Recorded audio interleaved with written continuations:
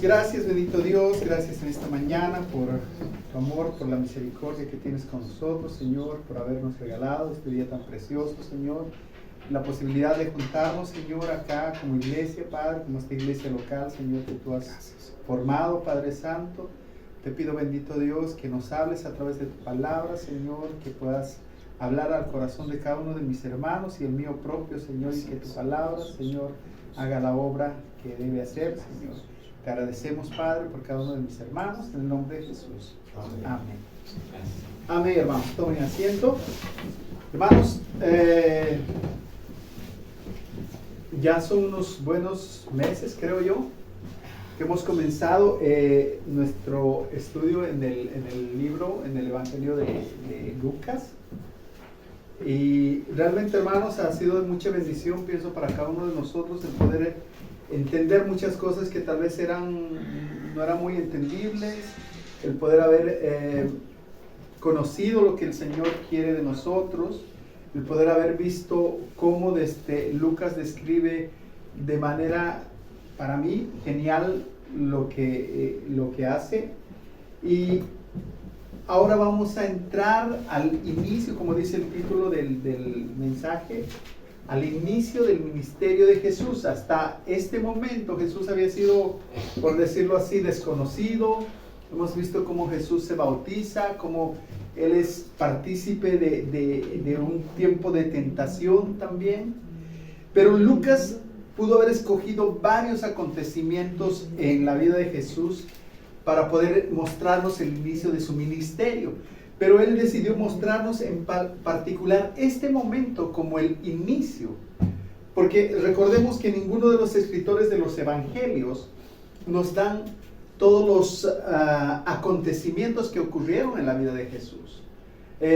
Recordemos que la Biblia no es un libro biográfico de todos los personajes. Y aunque Jesús es el personaje principal y el único personaje que vale la pena resaltar desde el principio, el mismo apóstol Juan dice de él que todos los libros del mundo no podrían contener todo lo que hizo y dijo el Señor Jesús. Eso lo dice al final de su evangelio. Entonces podemos notar que los escritores de los evangelios fueron selectivos en escoger, inspirados obviamente por el Espíritu Santo, en escoger qué es lo que iban a plasmar en los evangelios, pero no solo por el hecho de que ellos escogieron meticulosamente qué es lo que iban a contar, sino porque en la providencia de Dios los 4 evangelios se complementan el uno al otro, y nosotros podemos ver la figura de todo lo que el Señor Jesús hizo, pudiendo ver los 4 evangelios como el relato individual de diferentes perspectivas de lo que hizo el Señor Jesús. Ahora, hermanos, también es importante reconocer que cada uno de los evangelios fue dirigido a diferentes tipos de personas. Habíamos dicho que Mateo, por ejemplo, estaba dirigido generalmente a los judíos, que los judíos podían entender que Mateo había expuesto tanto el Antiguo Testamento que era muy fácil para los judíos el poder entender lo que Mateo estaba diciendo en el evangelio. Entonces, nosotros hemos tenido esto. Y ahora el primer relato del ministerio público de Jesús no es el primer acontecimiento, vuelvo a decir, en el ministerio público. Si queremos hacer un relato cronológico, digamos, dice que el Señor Jesús, después de la tentación, subió a Nazaret brevemente, asistió a unas bodas que estuvieron en Caná. Él realizó su primer milagro, dice que él convirtió el agua en vino. Luego estuvo allí por unos 40 días y luego pasó a la ciudad de Capernaum, donde él hizo bastantes milagros también. Ahora, muchos coinciden de que entre la tentación y este momento que vamos a leer, han pasado más o menos un año, desde que Jesús había comenzado a hacer milagros, había comenzado a ser una figura pública. Ahora, Lucas se salta todos estos acontecimientos, se salta el milagro de Caná, se brinca la visita a Capernaum, no hace mención, por ejemplo, de los milagros de cuando él limpia el templo, tampoco hace milagro, se nombra el encuentro con Nicodemo, por ejemplo, que nosotros lo podemos ver en Juan, el encuentro con la mujer samaritana en el pozo. Todos estos acontecimientos Lucas se los salta, pero nosotros los podemos ver. Esta parte que tal vez no está contada por los demás evangelistas, lo podemos ver en el libro de Juan, en los primeros 4 capítulos. Podemos ver qué estaba haciendo en este tiempo. Ahora, Lucas va de la tentación de Jesús al inicio de su ministerio y nos dice en el capítulo, estamos en el capítulo 4, versículo 14, dice: y Jesús volvió en el poder del Espíritu a Galilea y se difundió su fama por toda la tierra de alrededor. Versículo 15 dice: y enseñaba en las sinagogas de ellos y era glorificado por todos. Entonces, ya para estas alturas, el Señor Jesús ya tenía cierta fama, ya había hecho ciertos milagros y se había esparcido la fama de él. Entonces, así es que Lucas inicia este relato del ministerio de Jesús y dice que él estaba en Galilea. Y dice que fue por el poder del Espíritu Santo. Y recordemos que habíamos puesto un énfasis grande en todo lo que Lucas nos comienza a contar. Siempre está involucrado el Espíritu Santo. Siempre está involucrado con personas que están diciendo algo de parte de Dios. Hemos visto bastantes personajes, pero hemos visto que el Espíritu de Dios está de una manera totalmente distinta en Jesús. Entonces, Lucas deja claro esto, pero no solo esto, sino que el enfoque central de la misión de Cristo aquí en la tierra es nombrada por Lucas y dice que él enseñaba en las sinagogas de los judíos. Para ser más exactos, dice, la prioridad de Jesús fue la enseñanza. Fue la enseñanza de la palabra de Dios. Jesús fue un predicador, fue un maestro, él era conocido como el maestro. Esa fue la responsabilidad primordial en el ministerio de Jesús, por decirlo así, predicar y enseñar la palabra de Dios. Como nosotros acabamos de leer, él había corregido muchísimas cosas que habían sido malentendidas a lo largo de la historia del pueblo de Israel. Y eso lo podemos ver conforme a la historia que nos cuenta Lucas. Por ejemplo, en el versículo 31, más adelante del capítulo 4, dice que descendió Jesús a Capernaum, ciudad de Galilea, y les enseñaba en el día del reposo.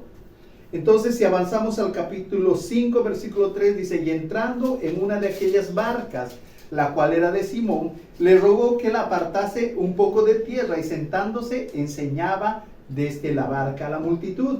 Versículo 17, dice: aconteció un día que él estaba enseñando, y estaban sentados los fariseos y los doctores de la ley, los cuales habían venido de todas las aldeas de Galilea a Judea. Capítulo 6, versículo 6. Dice: aconteció también que otro día de reposo, que él entró en la sinagoga y enseñaba. Entonces, hermanos, es precisamente lo que vamos a ver a lo largo del ministerio de Jesús. El Señor Jesús estaba enfocado en enseñar. Es más, ¿se acuerdan cuando sus discípulos se acercan y le dicen: enséñanos a orar? Y eso llama la atención porque ellos eran judíos y ellos frecuentemente oraban y se dirigían a Dios, pero seguramente veían algo totalmente distinto a lo que ellos habían aprendido. Y es por eso que la inquietud de los discípulos era: enséñanos a orar. Y el Señor dice, no les dice: pero ¿cómo? ¿Ustedes no saben orar? ¿Cómo es posible? ¿Qué clase de judíos son? El Señor dice: cuando oréis, orad de esta manera. Dice: Padre nuestro que estás en los cielos. Y esto lo conocemos perfectamente. Ahora, Jesús comúnmente es llamado, como les decía, maestro, por la gente que lo conocía. Cuando nosotros vemos al final de este relato, tenemos la afirmación. Cuando nosotros vemos el Sermón del Monte, por ejemplo, dice: y cuando terminó, la gente judía dijo: él enseña como alguien que tiene autoridad, no como los escribas y fariseos. Entonces, lo que el Señor Jesús enseñaba distaba mucho de lo que los fariseos, los religiosos de ese tiempo enseñaban. Si leemos Mateo, Marcos, Lucas, Juan, siempre vemos la prioridad del Señor Jesús enseñando la palabra de Dios. Él decía: el reino de Dios se ha acercado. Él estaba diciendo: yo he venido a poner los puntos sobre las íes, a corregir todo lo que no estaba bien. Ahora nosotros a lo largo del ministerio vemos milagros, pero estos milagros simplemente fueron para llamar la atención al hecho de que Él era el Hijo de Dios y Él era el Mesías que el pueblo de Dios estaba esperando, el Dios encarnado. Otro detalle muy importante es que Él enseñaba en las sinagogas y yo quiero tomarme un tiempo para explicar esto, porque a veces no entendemos la importancia de esto y la relevancia incluso para nuestros días. Ahora, en toda ciudad, en toda villa, en todo pueblo, había por lo menos una sinagoga. Y el requisito mínimo era de que hubiera 10 judíos, 10 varones judíos. Donde había 10 varones judíos, sea un pueblo pequeño, sea una villa, sea algún lugar, se podía ya formar una sinagoga. Ahora, las sinagogas también eran llamadas casas de instrucción o casas de enseñanza. Y eso es exactamente para lo que servían, ese era el propósito. En este lugar no se enseñaba geografía, matemáticas, física, química, no. Se enseñaba justamente la palabra de Dios. Entonces, ese era el propósito principal de las sinagogas. Es decir, que la enseñanza estaba enfocada a enseñar todo lo que era la Torá o la ley de Dios, enseñar lo que decían los profetas, enseñar todo lo que correspondía a lo que Dios había dicho a su pueblo. Ahora, la proliferación de las sinagogas en la época de Jesús, en cierta manera, es un paralelo a la proliferación que hoy vemos en las iglesias. Así como en ese tiempo, o sea, bastaba simplemente con 10 personas judías para poder hacer una sinagoga y comenzar a enseñar ahí. Ahora vemos también que en nuestros tiempos hay muchísimas iglesias. Pero lastimosamente en nuestros tiempos vemos algo totalmente diferente, que muchas veces no se enseña la palabra de Dios, se enseña cosas que van en contra de la palabra de Dios, se enseña la autocomplacencia del hombre, dependiendo de Dios, por decirlo así. Ahora se necesita entender la diferencia entre el templo y la sinagoga. Hubieron cientos y cientos y cientos de sinagogas alrededor de toda Israel, pero hubo solo un templo, y es el templo de Jerusalén, donde hemos visto que el Señor Jesús fue presentado, donde hemos visto tantos relatos en la palabra del Señor. Y había solo un templo, un lugar en donde el pueblo vendría a ofrecer sacrificios, donde tenían las ceremonias festivas, por decirlo así, tenían y esto funcionaba según las instrucciones que Dios mismo había dado desde un principio. Recordemos que cuando el pueblo de Israel salió de la esclavitud de Egipto, primeramente hubo una tienda que se llamaba el tabernáculo, que el mismo Dios, el mismo Señor, había dado instrucciones específicas para que se hiciera. Ahora, se hizo una preparación ya cuando el pueblo había llegado a la tierra prometida, se habían establecido como una nación. Dice que David comenzó a acumular riquezas y a comenzar a planificar, a hacer un templo. Pero Dios le dijo, no, tú no lo vas a hacer. Quien va a hacer ese templo va a ser Salomón. Y dice que ese templo fue una maravilla de templo. Ahora, cuando nosotros entendemos esto, entendemos de que esto tenía un propósito. Dice que el templo tenía tanta riqueza y tanta majestuosidad, pero ese templo tuvo un final también. Nosotros vemos que el pueblo de Israel cayó en desgracia. Los babilonios llevaron cautivos en el año 586, llevaron cautivos a los israelitas. Ahora, ellos devastaron de manera total las ciudades, destruyeron los muros, saquearon el templo, robaron todas sus riquezas y prácticamente dejaron todo en la ruina. Ahora, hasta ese entonces se había definido, Israel se había definido por su adoración en el templo. El templo era el lugar donde ellos presentaban adoración a Dios. Ahora, la cautividad duró 70 años.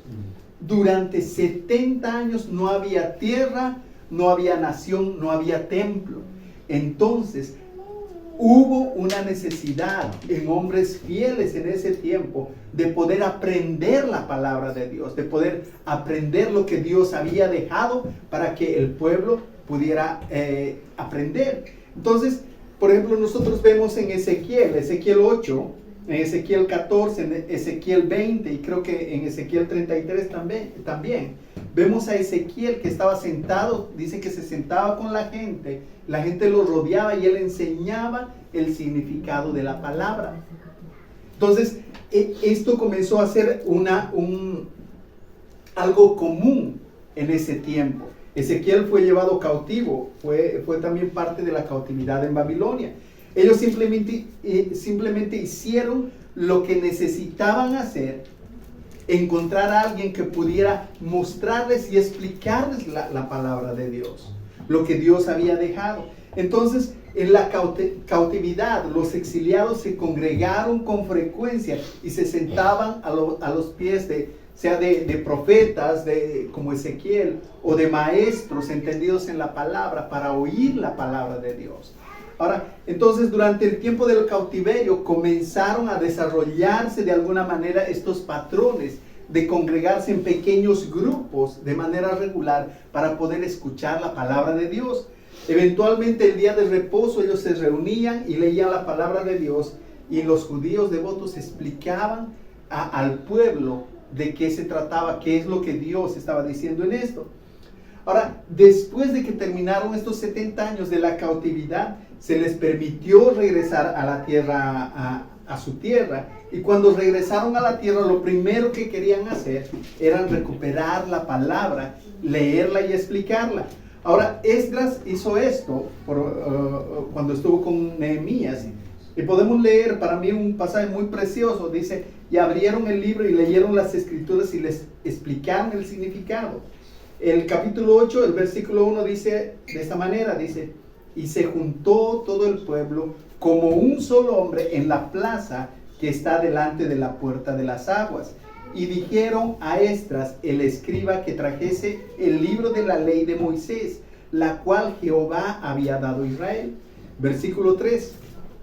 Y leyó en el libro delante de la plaza que está delante de la puerta de las aguas, desde el alba hasta el mediodía, en presencia de hombres y mujeres y de todos los que podían entender. Y los oídos de todo el pueblo estaban atentos al libro de la ley. Y leían en el libro de la ley de Dios claramente y ponían el sentido de modo que entendiesen la lectura.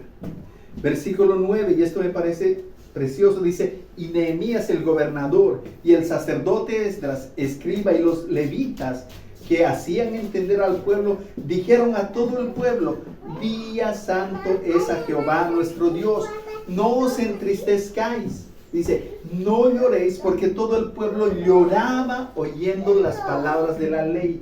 Hermanos, había un anhelo grande por escuchar la palabra de Dios.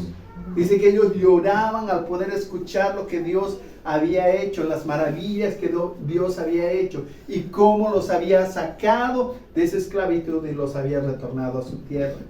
Ahora, hermanos, ahí podemos ver la providencia de Dios.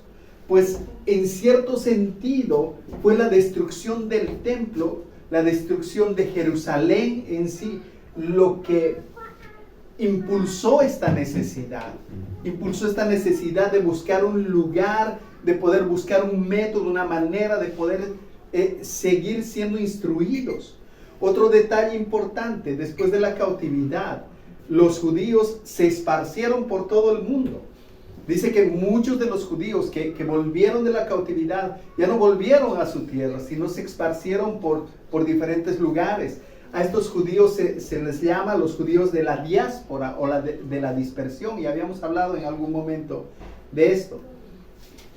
Entonces, nosotros ya en el Nuevo Testamento podemos ver cómo el apóstol Pablo, por ejemplo, dice que cada vez que visitaba un lugar, visitaba una ciudad, en cualquiera de sus viajes, lo primero que hacía era buscar una sinagoga. Lo primero que hacía era buscar un lugar donde pudiera instruir y ser instruido a la vez.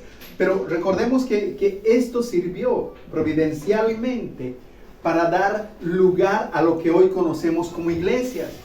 Era Pablo predicando en las sinagogas y hombres creyendo el mensaje de Pablo, creyendo en Cristo, saliendo de las sinagogas y formando iglesias.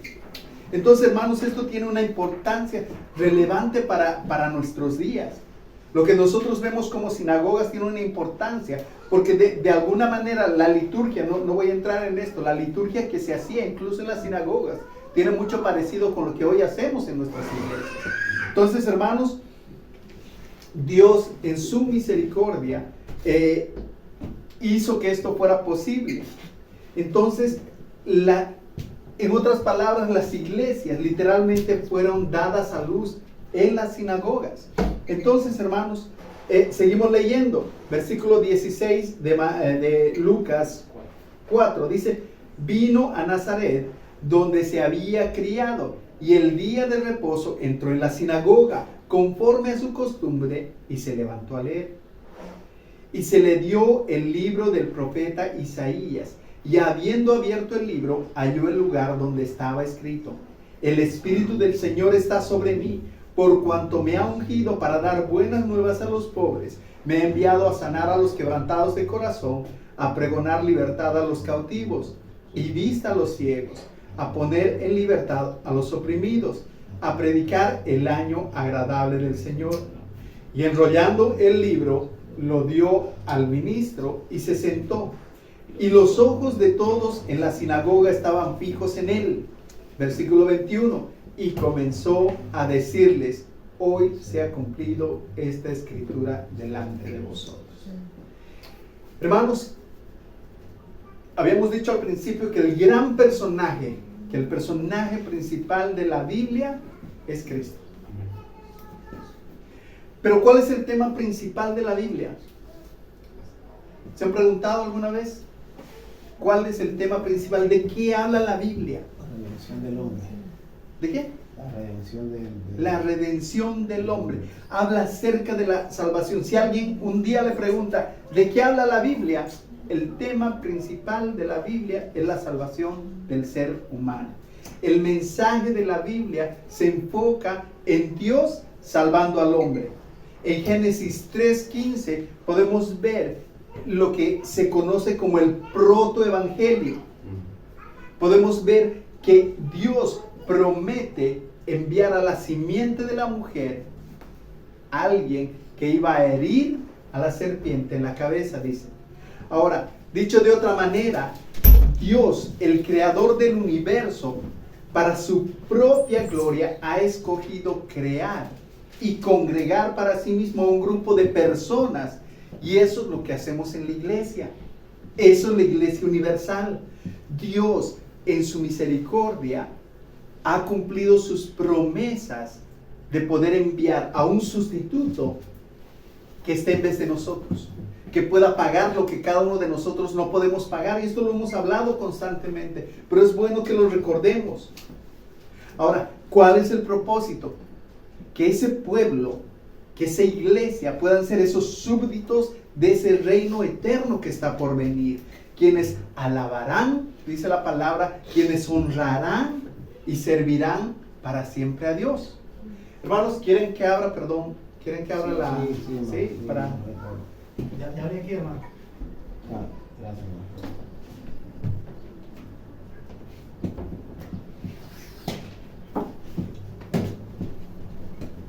Los veo muy entregados ahí, cerrando los ojos, están en intercesión y oración, hermano. Ya. Entonces, hermanos, Dios eligió esto, pero entendemos en la palabra de Dios que nos dice que toda la raza humana está contaminada con el pecado, que no hay uno solo que sea justo, no hay quien haga lo bueno, no hay quien busque a Dios. Y esa es la descripción de toda la raza humana. Por lo tanto, Dios necesitaba proveer, y desde un principio Él dijo que iba a proveer un sustituto que pueda pagar la deuda de los pecados de la humanidad, la deuda de ese su pueblo. Cada uno de nosotros hoy podemos decir que hemos sido justos y santificados por el pago que hizo Cristo en la cruz del Calvario. El Antiguo Testamento otra vez comienza a hablar de este Génesis y dice, y hace referencia a Cristo como la simiente de la mujer que aplastará la cabeza de la serpiente. Él dice, Él es el traspasado de Zacarías, el que Israel volverá a ver. Dios abre la puerta del perdón para todos los que lloran por su pecado y creen en Él. Él es aquel que es simbolizado en todos los sacrificios del Antiguo Testamento. Él es el siervo sufriente de Isaías y de todos los otros profetas, quien fue herido, dice, por nuestras rebeliones, molido por nuestros pecados. Dice que el castigo de nuestra paz, para que nosotros tuviéramos paz para con Dios. El castigo de nuestra paz fue sobre Él. Y dice, por su llaga nosotros fuimos curados.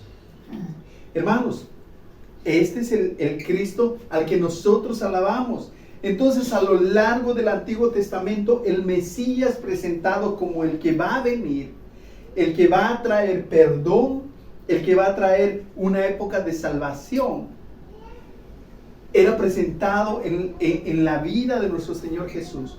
Todos los judíos sabían esto. Todos los judíos en su momento estaban esperando que llegara ese Mesías, ese Salvador. Aunque muchos habían malentendido. Y como hemos dicho, muchos pensaban que el Mesías los iba a salvar del yugo de los romanos en ese tiempo. Durante siglos estuvieron esperando. Y los 4 evangelios, sin lugar a dudas, registran la llegada del Mesías. Cada uno a su manera registra cómo ese siervo prometido, ese siervo sufriente de Isaías, había llegado. Entonces recordemos, hermanos, que Lucas registra el primer incidente entonces en su evangelio, en el ministerio de Jesús. Y como les dije antes, no es el primer evento que podemos ver en la vida de Jesús, pero Lucas se brinca todo aquello para mostrarnos algo importante. Dice que el Señor Jesús se levantó, invitado sin duda para leer esto. Dice que cada sábado tenían, la liturgia consistía en que cada sábado tenían los judíos 7 lectores. Primero un sacerdote, después un levita, después 5 israelitas en cada sinagoga. Eso es lo que hacían. Con frecuencia hallamos a Jesús predicando en otras sinagogas, pero nunca leyendo, excepto en esta ocasión aquí en Nazaret. Ahora, por supuesto, muy posiblemente esta sinagoga era la sinagoga donde Él se había reunido durante toda su vida. Recordemos que Él había crecido ahí, muy posiblemente era. Y dice que le entregaron el libro del profeta Isaías. Fue una disposición especial de la providencia de Dios, que justamente Él pudiera leer algo con respecto a Él mismo. No es que Él se paró y dijo, a ver, ¿qué voy a leer? No, sino esto ya era previamente preparado por alguien. Todo lo que se iba a hacer ese día de reposo ya había sido preparado. Y providencialmente Él comenzó a leer el rollo que estaba en Isaías.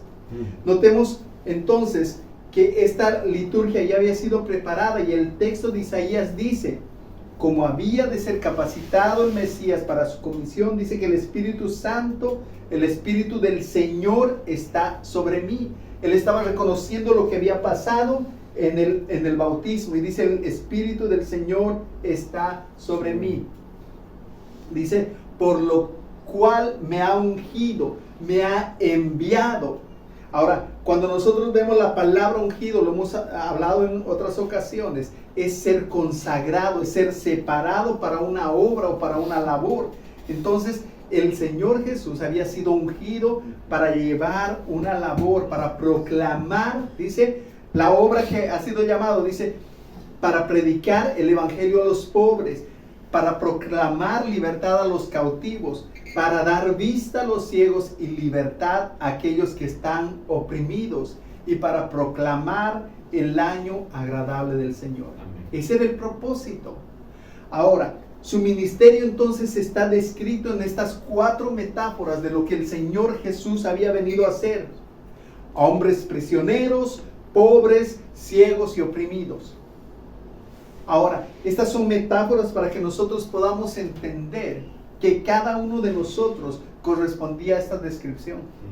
Cada uno de nosotros, cada uno de estos presenta un relato metafórico del pecador, una descripción metafórica de cada persona a través de la historia. Pobres, había que predicar el evangelio, la buena noticia de salvación a los pobres primeramente, a los que tenían esa conciencia de que no tenían nada delante de Dios. Si nosotros vamos a Mateo, una de las primeras, la primera bienaventuranza dice: bienaventurados los pobres en espíritu. Ahora, pobres en espíritu es reconocer que no tengo la posibilidad, la más mínima posibilidad de acercarme a Dios por mis propios medios, que no tengo la más mínima herramienta para poder llegar a Dios por mi propia justicia. Ahora, en la manera en la que los pecadores viven en nuestra sociedad, podemos gozar de salud física, podemos gozar de estabilidad económica, podemos pensar que estamos incluso en la cumbre del mundo, que hemos alcanzado todas nuestras metas, pero realmente esto se refiere a un tema espiritual. Dice que toda la humanidad sin Dios está muerta. Así es. Y nosotros, dice que estábamos muertos en nuestros delitos y pecados, con esa pobreza espiritual de no poder alcanzar a Dios, si no es que Dios no interviene en nuestras vidas, en nuestra historia.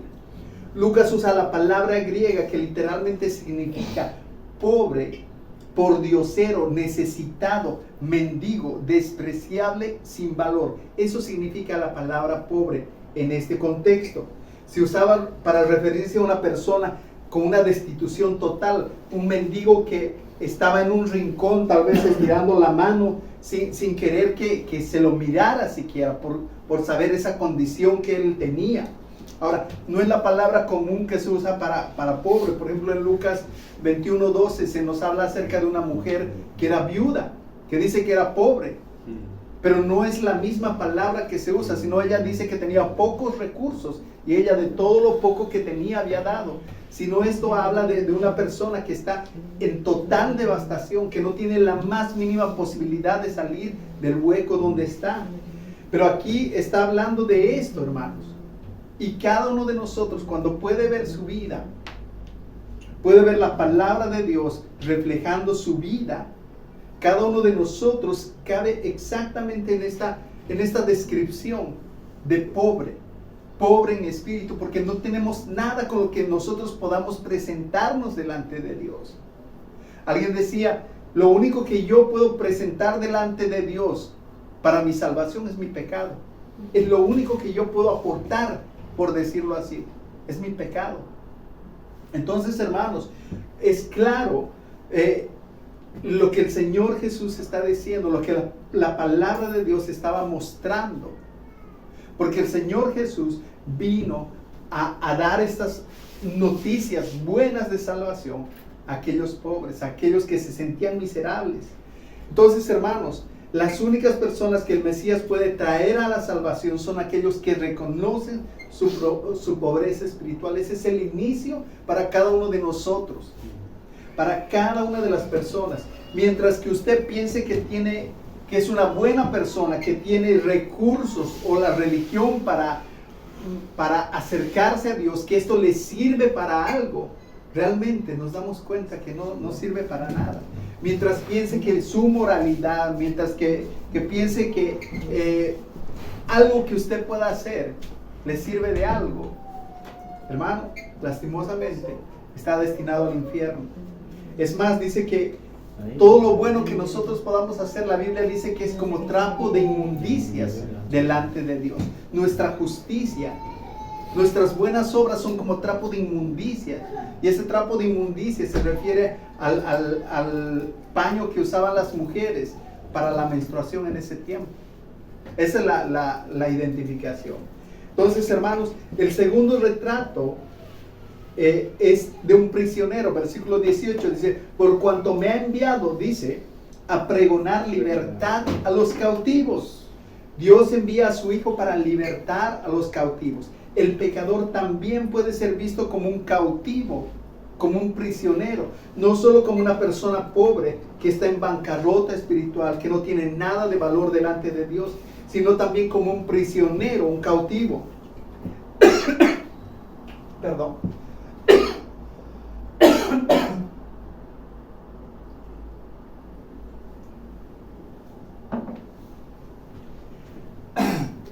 Es la edad, hermanos, es la edad.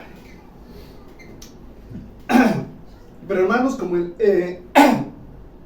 perdón, en el caso de los pobres, no está hablando de algo físico, sino de prisioneros espirituales, gente que está en esclavitud espiritual debido a la culpabilidad que el pecado pone en cada uno de nosotros. Y es algo lógico. Hermanos, dice que nosotros, mientras estamos lejos de Dios, estamos siendo esclavos del pecado, sirviendo a Satanás, sirviendo los propósitos de Satanás. También lleva la idea de que, para que lo podamos entender mejor, aquellos prisioneros de guerra, aquellos que han sido cautivos por alguna fuerza enemiga, por decirlo así, llevados a prisión por crímenes y son considerados dignos de encarcelamiento, incluso de la muerte. Entonces, hermanos, creo que esta afirmación es tan real y palpable en nuestros días cuando vemos tanto que se habla de la libertad. Hermanos, lastimosamente estamos viviendo en un tiempo, en una época en que la libertad ha sido tan confundida. Se habla de libertad de género, se habla de libertad de pensamiento, se habla de libertad de percibirme como yo quiera percibirme, pero realmente no nos damos cuenta que estamos viviendo tan presos de todas las cosas. Ayer yo hablaba con mi sobrino y mi sobrino me expresaba ciertas cosas que realmente hacen pensar. La juventud de ahora no tiene el más mínimo interés de comprometerse en nada. Y es por eso que ahora vemos que todo el mundo alza la voz y puede decir, no, yo soy libre, yo me siento, yo soy, me veo como un hombre, pero yo me siento un gato, o yo me siento una mujer, o yo me percibo como tal cosa y tal cosa. Y vivimos aparentemente en un mundo donde la libertad es el poder expresar mi propio pensamiento. Pero la Biblia nos dice que somos esclavos del pecado. La Biblia define como prisioneros a estas personas que aparentemente tienen cierta libertad. Estamos de tal manera endeudados que no vamos a poder pagar jamás esa deuda. Somos prisioneros e irremediablemente estamos condenados a la muerte. Somos gente sentada en calabozos, encadenada en oscuridad, sin luz, sin esperanza, debido al pecado. Es el pecado el que nos ata. Y realmente la única esperanza para aquellas personas, para aquellos hombres, es el Señor. La única esperanza, como deja claro Lucas, es el Mesías. Y damos gracias a Dios porque el Evangelio ha llegado a nuestras vidas, porque hoy podemos decir que Dios ha hecho su obra en nuestras propias vidas. El libro de Isaías, en el capítulo 42, versículos 5 al 7, dice lo siguiente: así dice Jehová Dios, creador de los cielos, el que los despliega, el que extiende la tierra y sus productos, el que da aliento al pueblo, que mora sobre ella, y espíritu a los que por ella andan. Yo, Jehová, te he llamado en justicia, y te sostendré por la mano, te guardaré y te pondré por pacto al pueblo, por luz de las naciones, para que abran los ojos de los ciegos, para que saques de la cárcel a los presos, y de casa de prisión a los que moran en tinieblas. Entonces, el propósito, hermanos, de lo que vemos ahora en estos versículos es justamente sacar a hombres de la oscuridad. El Mesías libera a prisioneros de pagar el castigo por violar la ley de Dios. Y cada uno de nosotros, hermanos, debemos sentirnos agradecidos. La muerte es la condenación para aquellos que han apartado su vista de Dios, aquellos que han dado la espalda a Dios.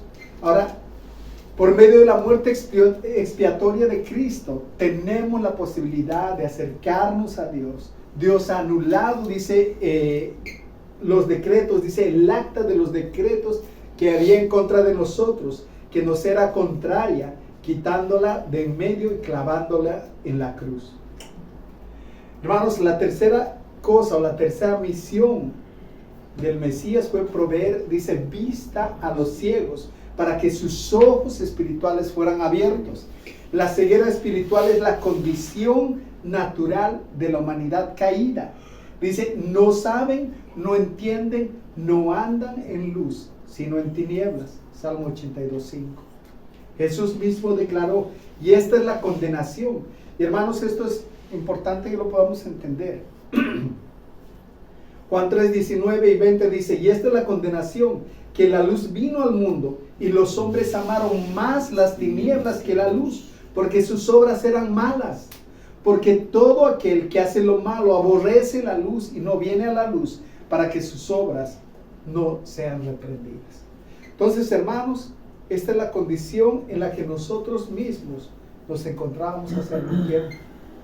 Esta es la condición en la que realmente nuestras vidas estaban sumidas. Pero por la misericordia de Dios, hoy podemos vivir o ver la luz admirable de Cristo. Y fue su iniciativa. Fue Dios tomando la iniciativa en todo lo que hoy podemos ver.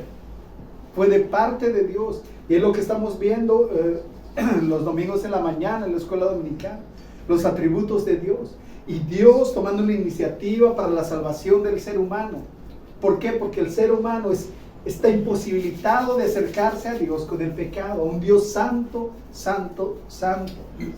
Pablo les recordó a los corintios y les dice, Dios que mandó que de las tinieblas resplandeciera la luz, es el que resplandeció en nuestros corazones para iluminación del conocimiento de la gloria de Dios en la faz de Jesucristo.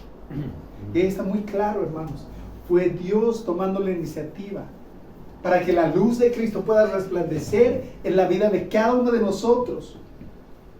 Por último, lo que muestra este pasaje de Lucas, dice que el Mesías vino a poner en libertad a los que espiritualmente estaban oprimidos. Aquellos individuos que estaban abrumados por las dolorosas consecuencias de una vida alejada de Dios.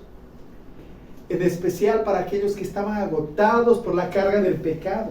Y esto me hacía recuerdo a la afirmación que a la vida de Martín Lutero. Cuando nosotros vemos a Martín Lutero vivía agobiado porque él se sentía imposibilitado. Él tenía una perspectiva de un Dios castigador, una perspectiva de un Dios que apenas el pecara lo iba a fulminar y lo iba a hundir en el infierno. Y él se sentía totalmente acongojado y abrumado. Tanto así que cuenta la historia de Martín Lutero, aunque es una historia sui generis, por decirlo así. Muestra que él apenas estaba horas y horas confesándose, apenas se levantaba, volvía y se recordaba de algo y volvía a confesarse. Y él estaba con esa carga, en su vida. Ahora nosotros podemos ver que la invitación del mismo Señor Jesús dice lo siguiente: venid a mí todos los que estáis trabajados y cargados, que yo os haré descansar. Llevad mi yugo sobre vosotros y aprended de mí, que soy manso y humilde de corazón. Ahora, ¿qué dice la promesa? Dice, y hallaréis descanso para vuestras almas, porque mi yugo es fácil y ligera es mi carga. Entonces, hermanos, para aquellos en bancarrota espiritual, para aquellos prisioneros de sus propios pecados, para aquellos ciegos, para aquellos que tienen la sentencia de muerte sobre sus vidas, es Dios que ha provisto la provisión para cada uno de nosotros. Ahora dice que el Señor había venido dice, el año agradable del Señor había llegado. El día de salvación, el año de redención. Y esto tiene que ver y tiene mucho sentido para el pueblo de Israel. Dice que cada 50 años las tierras volvían a sus propios propietarios. Aquellos que estaban en la cárcel eran liberados. Era como un año de perdón para todos. Entonces nos damos cuenta que esto tenía un propósito. Y el Señor Jesús decía, yo he venido para que todos estos oprimidos, estos ciegos, estos pobres, tengan la libertad, pero una libertad no pasajera, sino una libertad eterna. Ya ha llegado el año agradable, ese año del jubileo. Y los judíos entendían perfectamente de lo que estaba hablando.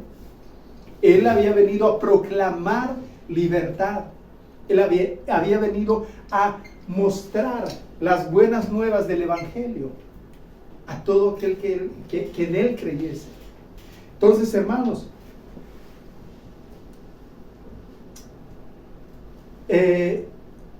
dice, hay algo que me llama la atención en este pasaje. Dice, el Señor había participado en las sinagogas durante toda su vida hasta este momento. Pero lo impresionante que el Señor dice es, hoy se ha cumplido delante de vosotros esta escritura. Muchos seguramente a lo largo de la historia de Israel habían leído este pasaje de Isaías, pero solo el Señor Jesús pudo decir, delante de sus ojos se ha cumplido hoy esto. Ustedes están teniendo el privilegio de poder ver el cumplimiento de la promesa que se había hecho hace más de 700 años. De la promesa que se había hecho en Génesis 3:15. De la promesa que Dios había hecho de salvar a la humanidad. Se estaba haciendo palpable y se estaba haciendo verídico en ese momento.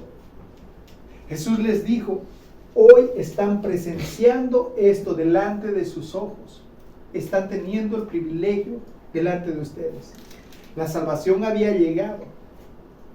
El Mesías estaba con ellos. Hermanos, damos gracias a Dios por la salvación del Señor. Damos gracias a Dios porque hoy podemos beneficiarnos de ese rescate que Cristo hizo por nosotros. Ya no vivimos más en esa pobreza espiritual. Ya no estamos en una prisión donde el pecado nos tiene amarrados. No estamos en opresión espiritual, sino podemos ir con nuestras cargas constantemente a Dios. Venid a mí todos los que estáis trabajados y cargados. Y esa no es simplemente una invitación para aquellos que no conocen a Dios, sino es una invitación constante para nosotros, que sabemos que tenemos refugio en Él.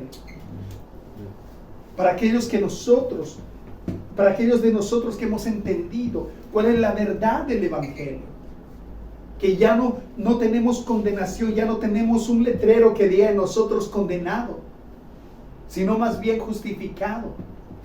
Dice que hemos sido justificados por la fe, justificados por la fe en el Señor Jesucristo, por ese pago que Él hizo en la cruz del Calvario.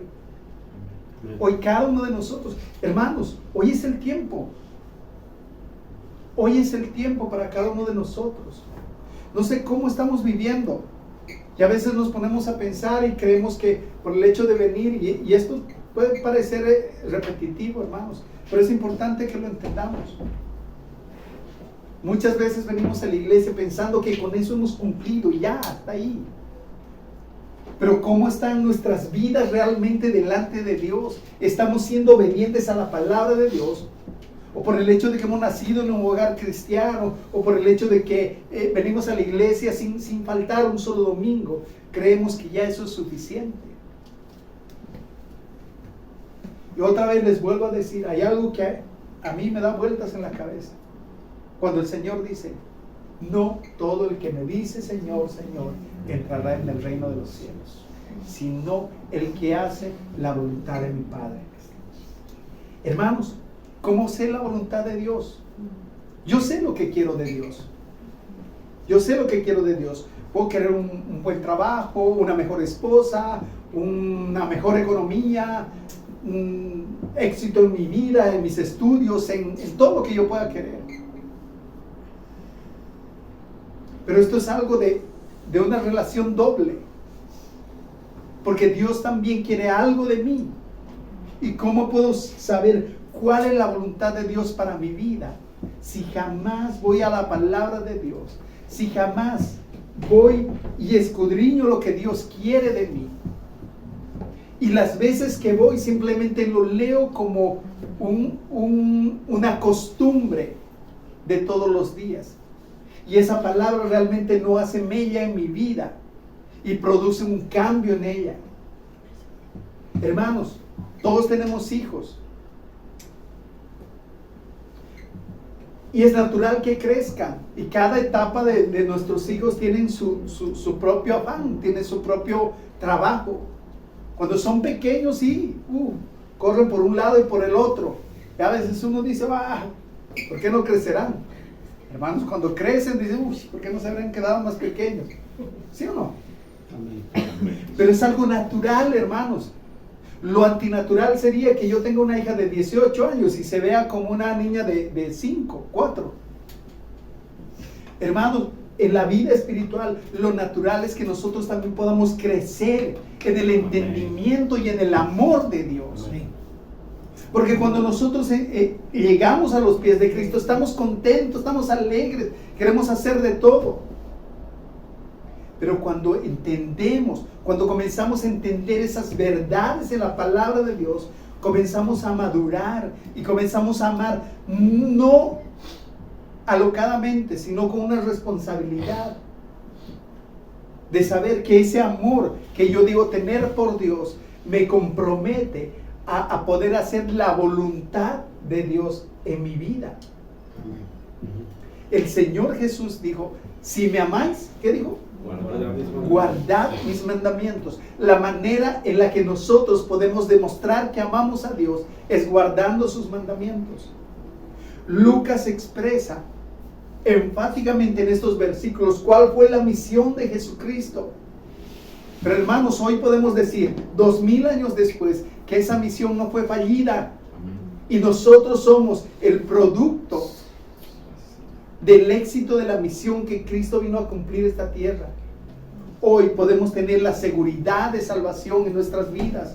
Hoy podemos salir a la calle y aunque podemos caminar de la misma manera, comer la misma comida y hacer las mismas cosas que otras personas, tenemos la esperanza y la convicción de que Cristo hizo su obra completa en nuestras vidas y que no necesitamos hacer nada más que obedecer su palabra. Nada más que demostrar cuánto amamos a Dios, agradándole por medio de su palabra. Damos gracias a Dios porque Él ha venido a darnos riquezas, ha venido a darnos libertad, ha venido a darnos vista y liberación de ese pecado que nos atormentaba. Eso es lo que dijo ese día a la gente que lo estaba escuchando en esta sinagoga. Yo he venido para esto, para darles libertad. Y todavía Él es el predicador de este mismo sermón para cada uno de nosotros. Así que hermanos, yo creo que es importante que nosotros podamos reconciliar este mensaje con nuestras propias vidas. Cristo vino a dar libertad, pero esa libertad es la que me la ha dado a mí, concretamente a mí. Esta mañana el hermano Patricio leía un precioso mensaje en Job. Job reconoce que él había conocido a Dios, pero lo había oído de oídas. Alguien le había contado quién era Dios y él a través de eso podía conocer a Dios. Pero él puede reconocer al final de todo este precioso libro, dice, de oídas te había oído, mas ahora mis ojos te ven.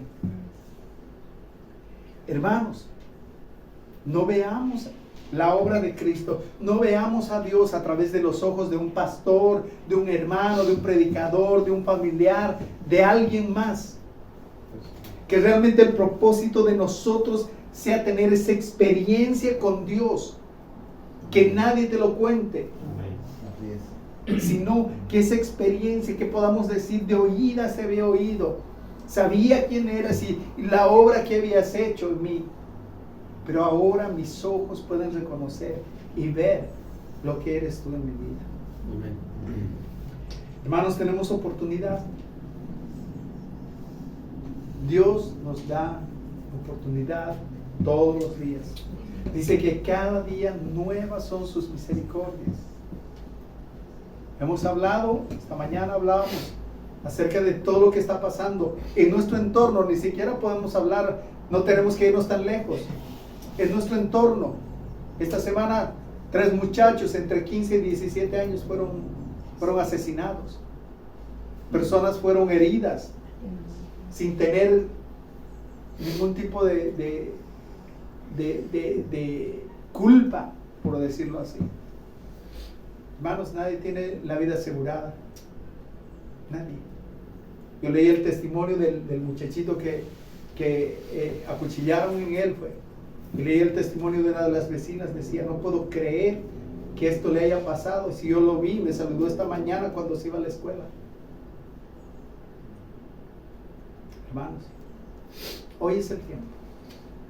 Hoy es el año agradable del Señor. Hoy es el tiempo para que nosotros podamos ponernos a cuentas y podamos comenzar a vivir como Dios pide que vivamos. Amén. Amén. Hermanos, pónganse de pie y vamos a orar.